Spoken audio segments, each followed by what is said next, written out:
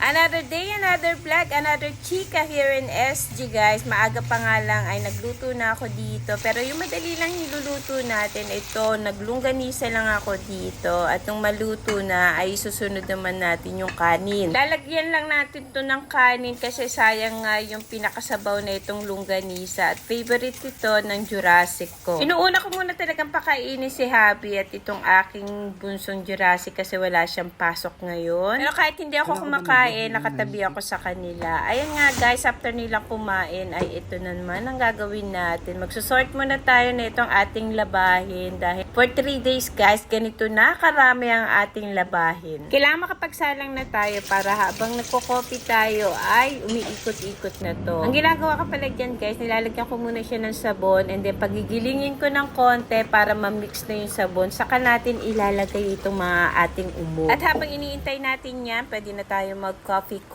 Ito na yung pinaka-relax moment natin. Kaya lang naisip ko guys, maglagay na itong castor oil. Maganda daw kasi itong castor oil sa skin and hair. At itry nyo na rin at i-comment nyo na rin dito kung nag-improve nga talaga yung skin ninyo at yung hair. Sa Shopee ko nga lang pala ito nabili guys. At dahil may nag-request ng ginataan guys, kaya bumaba ako dito sa J-Mart. Malapit lang sa amin to. Actually, sa baba lang ng unit namin to. Bumili lang tayo dito ng kamote, coconut milk at sago. At syempre, habang inaantay natin itong kumulo, ay multitask tayo. Hugas-hugas na tayo ng plato para hindi tayo matambakan. At ito nga guys, luto ng ating ginataan. Pagkaluto nga niyan mga kachika, ay inimis ko naman itong ating labahan. Ito yung mga tuyo na. Buenas na nga rin kami guys, kasi yung bahay namin is corner. Kaya po pwede kami magsampay dito sa gilid. At isa to sa ayaw kong gawin is yung pagpo-fold ng damit. Kaya ang ginagawa ko dyan guys, ay nilalagay ko yung mga